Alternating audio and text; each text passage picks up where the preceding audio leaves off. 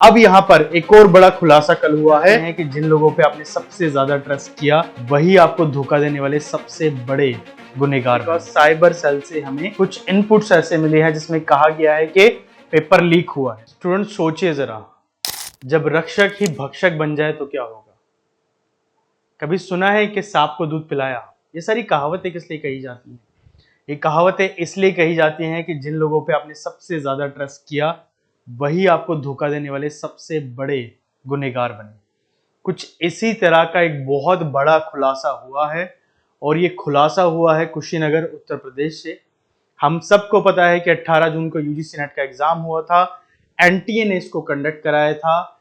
इसके बाद 19 जून को आंसर की आई और 19 जून की रात को शिक्षा मंत्रालय की तरफ से एक नोटिस आता है जिसमें कहा जाता है कि कल हुआ यूजीसी नेट का एग्जाम हम कैंसिल कर रहे हैं बिकॉज साइबर सेल से हमें कुछ इनपुट्स ऐसे मिले हैं जिसमें कहा गया है कि पेपर लीक हुआ है, कॉम्प्रोमाइज हुई है, इंटीग्रिटी जो है पूरी की पूरी हर चीज कॉम्प्रोमाइज हो चुकी है।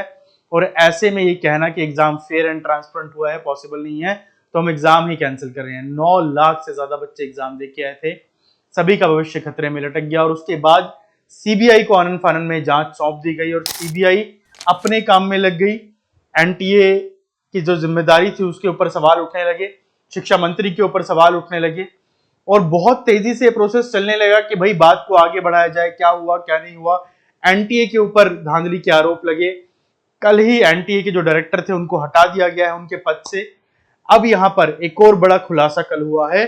जो खुलासा है ये कि यूजीसी नेट का जो पेपर है इसमें जो गड़बड़ी हुई है, यहां पर अगर आप नोट करें, यूजीसी नेट की परीक्षा में गड़बड़ी के तार कुशीनगर जिले से जोड़े गए।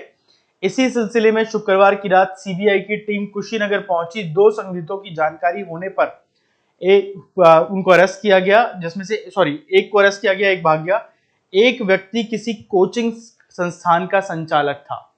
जी हाँ, कोई कोचिंग सेंटर इसके अंदर इन्वॉल्व है और इसके तार कोटा से भी जुड़ सकते हैं, इसके भी कयास लगाए जा रहे हैं। और यहां पर देखिए ये लाइव हिंदुस्तान की न्यूज है और इसके अलावा अगर मैं एक दूसरी न्यूज की तरफ चलूं तो देखिए द हिंदू में भी इस आर्टिकल के ऊपर बात की गई है। द हिंदू में भी ये क्लियरली कहा गया है कि भाई ऐसा कुछ हुआ है। A team of CBI anti corruption branch question the person those identify is yet to be disclose.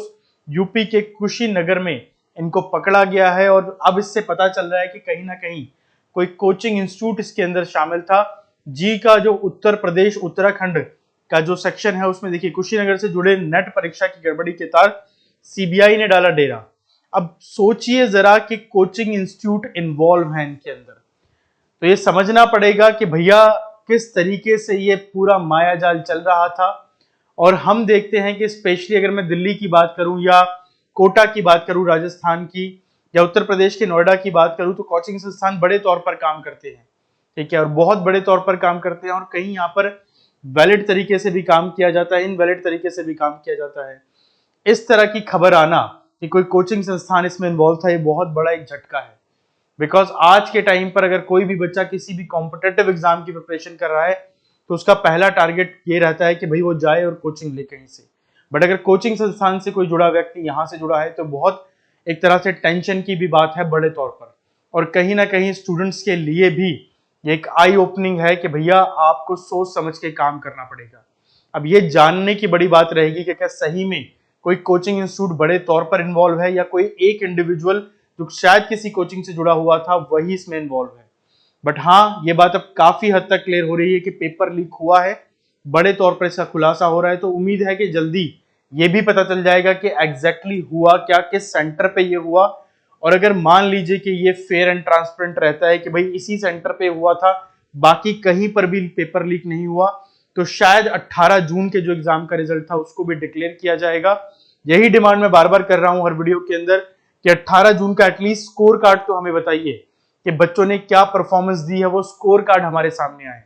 देखिए ये बहुत संदेहजनक बात है। अब मैं खुद एक कोचिंग से जुड़ा हुआ हूं तो मेरे को भी इस चीज को सुन के बहुत झटका लगा। ये बहुत शॉकिंग था कि इस तरह की कोई चीज आ रही है। हम हमेशा अपने स्तर पर बच्चों को मोटिवेट करते हैं, इंकरेज करते हैं आगे बढ़ने के लिए, पर अगर कुछ इस तरह की खबरें आती हैं तो जरूर से ये बहुत ज्यादा एक शॉकिंग न्यूज है सभी के लिए, स्टूडेंट्स के लिए भी और एज अ टीचर मेरे लिए भी। और मुझे तो यही उम्मीद है कि भैया इसमें जो भी चीजें इन्वॉल्व हैं वो सामने आए, बच्चे का भविष्य से इस तरह से खिलवाड़ ना हो। कोई भी व्यक्ति कुछ रुपयों के लिए बच्चों के, लाखों बच्चों के भविष्य से इस तरह से खिलवाड़ ना करे। मैं यही उम्मीद रखता हूं और उम्मीद है कि जल्दी ही चीजें सबके सामने आएंगी, पूरा पर्दाफाश होगा इस चीज का। और एनटीए का एग्जाम को लेके बच्चे जो ये पूछ रहे हैं कि डेट कौन सी हो, मैंने लास्ट 2 वीडियोस के अंदर डेट्स को डिस्कस किया है, बट अभी भी कुछ बच्चे मैसेज कर रहे हैं कि सर 21 तारीख को भी एग्जाम है, 14 तारीख को भी एग्जाम है। तो भाई एग्जाम होंगे, हर संडे भारत में कहीं ना कहीं कोई ना कोई एग्जाम होता है, बट नेट का एग्जाम बड़े लेवल का है। छोटे एग्जाम्स के लिए एनटीए या यूजीसी जो है नेट के एग्जाम को कॉम्प्रोमाइज नहीं करेंगे। चलिए, धन्यवाद दोस्तों।